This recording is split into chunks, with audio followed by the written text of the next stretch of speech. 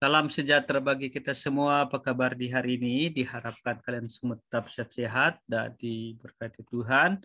Dan untuk pelajaran ekonomi kita kelas 11, kita ada di bab 6, APBN dan APBD, dan materi kita akan lanjutkan. Pada pertemuan yang lalu kita telah bahas di A, pengertian fungsi dan tujuan penyusunan APBN. Dalam pertemuan kali ini kita akan bahas di dua topik ya. B, sumber-sumber penerimaan dan jenis-jenis belanja negara. Baru C, mekanisme penyusunan APBN dan pengaruhnya terhadap perekonomian. Nah, kita mulai di B, sumber-sumber penerimaan dan jenis-jenis belanja negara. 1. Sumber-sumber penerimaan negara. Penerimaan atau pendapatan negara adalah hak pemerintah pusat yang diakui sebagai penambah kekayaan bersih. Adapun sumber-sumber penerimaan atau pendapatan sebagai berikut. A. Penerimaan perpajakan adalah semua penerimaan negara yang terdiri atas pendapatan pajak dalam negeri dan pendapatan pajak perdagangan internasional. 1. Pendapatan pajak dalam negeri itu adalah semua penerimaan negara yang berasal dari pendapatan pajak penghasilan, pendapatan pajak pertambahan nilai barang dan jasa, dan pendapatan pajak penjualan atas barang mewah, pendapatan PBB, pendapatan cukai, dan pendapatan pajak lainnya. 2. Pendapatan pajak perdagangan internasional adalah semua penerimaan negara yang berasal dari pendapatan biaya masuk dan pendapatan biaya keluar.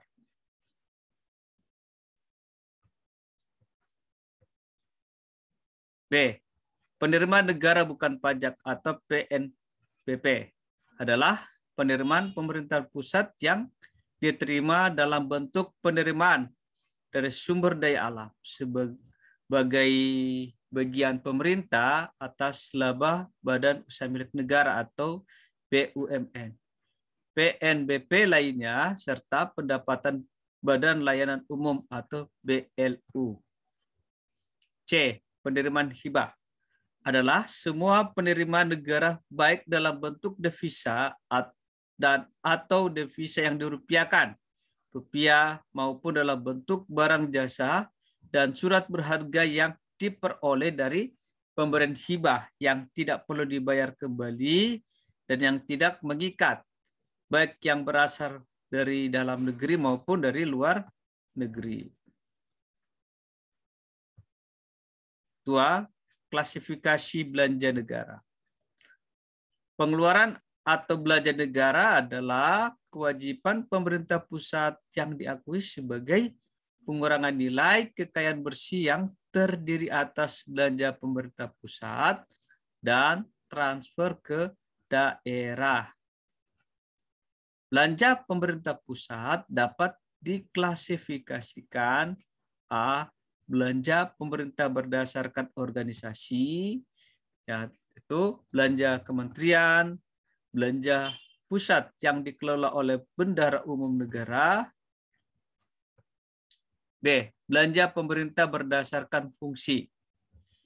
Fungsi pelayan umum, fungsi pertahanan, fungsi ketertiban dan keamanan, fungsi kesehatan, fungsi ekonomi, fungsi lingkungan hidup, fungsi pariwisata dan budaya, fungsi agama, fungsi pendidikan, fungsi perlindungan sosial. C. Belanja pemerintah berdasarkan jenis. Belanja pegawai, belanja barang, belanja modal, pembayaran bunga utang, subsidi, belanja hibah, bantuan sosial, dan belanja lain-lain.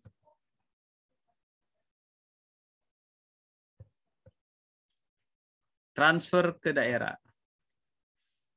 A. Dana perimbangan.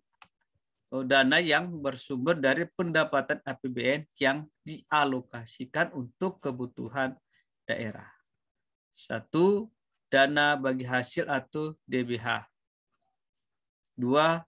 DAU, dana alokasi umum. 3. DAK, dana alokasi khusus.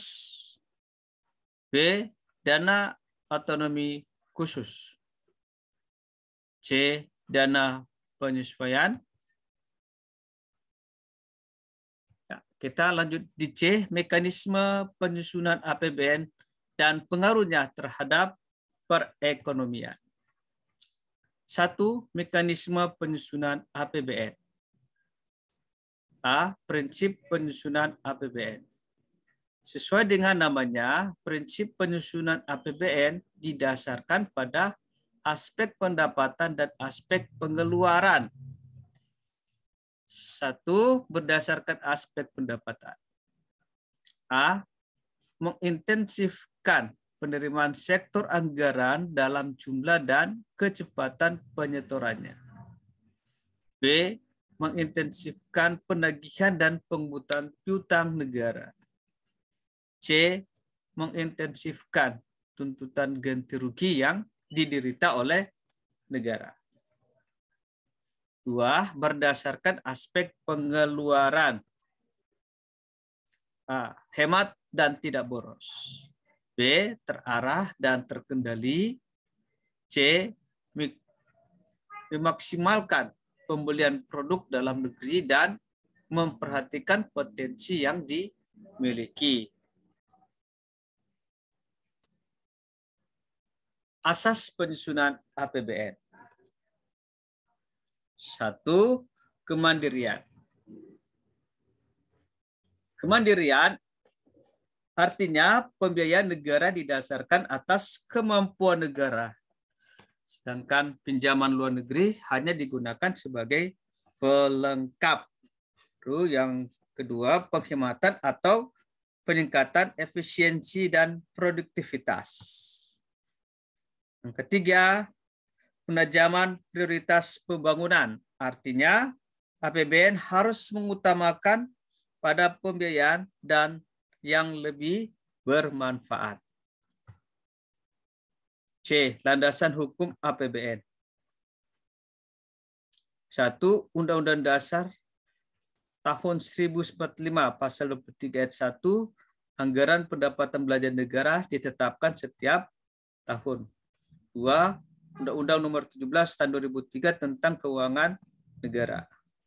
3. Undang-Undang Nomor 33 tahun 2004 tentang pertimbangan keuangan pemerintah pusat dan daerah. C. Cara penyusunan APBN.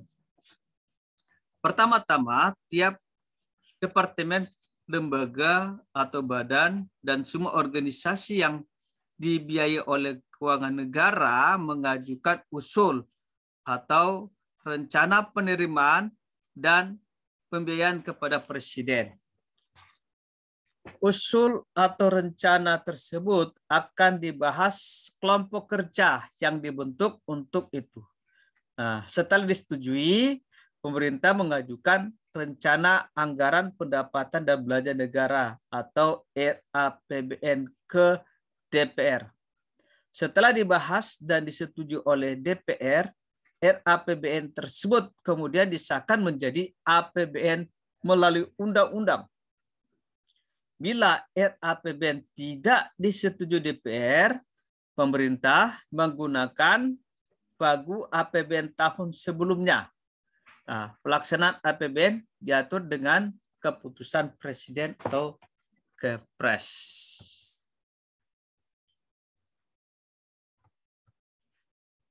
Kedua, pengaruh APBN terhadap perekonomian. Yang satu, APBN akan menentukan arah, tujuan, serta prioritas pembangunan yang akan dan sedang dilaksanakan. 2. Pembangunan sarana dan prasarana ekonomi juga akan meningkat produktivitas faktor produksi. 3. Peningkatan kualitas sumber daya manusia.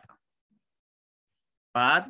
Peningkatan pendapatan masyarakat dan investasi dan lain-lain.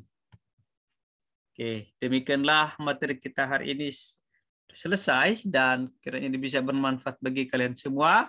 Tetap semangat belajar. Tuhan memberkati kita semua.